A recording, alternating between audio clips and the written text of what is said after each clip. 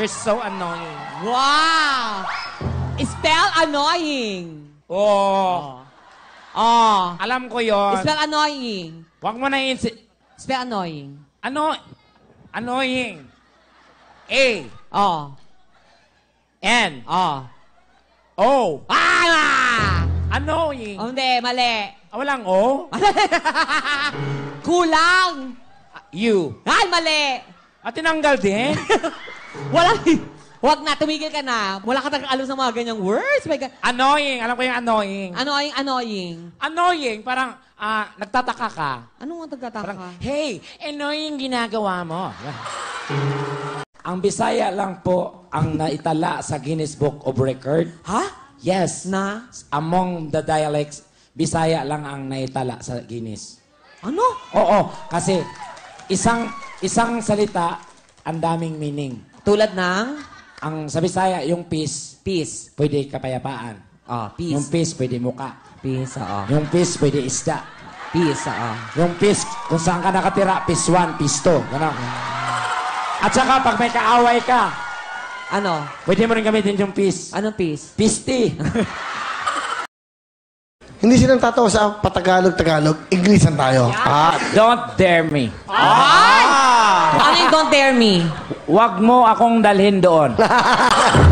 Paano pagdadalhin dito? Don't hear me. Did you hear that? Teka lang, what do you do for a living? Okay, my field of endeavor. Ulit yung Endeavor. Wow. Yeah. Ilan yung Spell vowel mo. doon? Ha? Ilan yung vowel sa endeavor? Depende sa'yo kung yan gusto mo.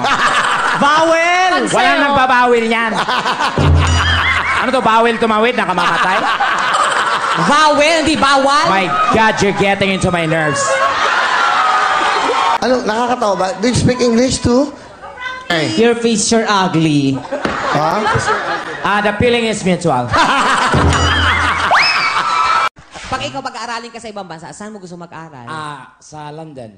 Wow. Actually, nag-aral ako sa London ng HRM. Sa London? HRM. At saka, na-assign ako sa mga bonggang hotel. Ay, talaga?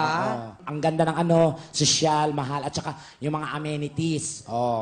Amenities! Wow, coming from you, amenities. Amenities. Ano yung amenities? Ang kulit, maliit na bagay talaga, pinapalaki mo, no? Napapanggit mo, nasasabi mo, dapat alam mo ibig sabihin. Ano yung amenities? Amenities. Ano nga yung amenities? Parang you're claiming something. Ano claiming something amenities? Wag niyong pakialaman to, ha? Amenities. Ganun.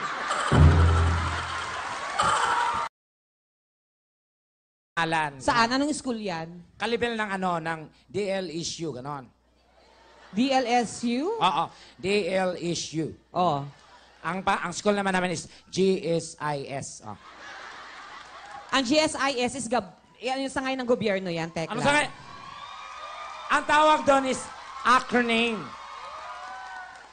Alam ko, pero ang GSIS is sangay ng gobyerno. School namin yan. Hindi nga yan eskwelahan, sangay ng gobyerno. School namin, wag kang makulit. Hindi nga yan, sangay nga ng gobyerno yan. Kasi di ka nag-aral doon, kaya nag-react ka. Paano naging eskwelahan yan? Paano? GSIS. Paano? General Santos Elementary School. Took, take, taken. Wow. Took, take, taken. Yung taken, yun yung past participle. Wow, taray Ano ang participle? Ayan na naman tayo eh. Sabi mo past participle. Ano yung past? Hindi. Yung participle muna. Ano yon? Alam ko yon. Ano yung participle? At alam ng mga tao. Ano yung participle? Si Paul, nag-party. So? Party si Paul. Lasing nga nung umuwi. Yung past participle. Nung nakaraan, nag-party si Paul. Yung totoo, anong course mo?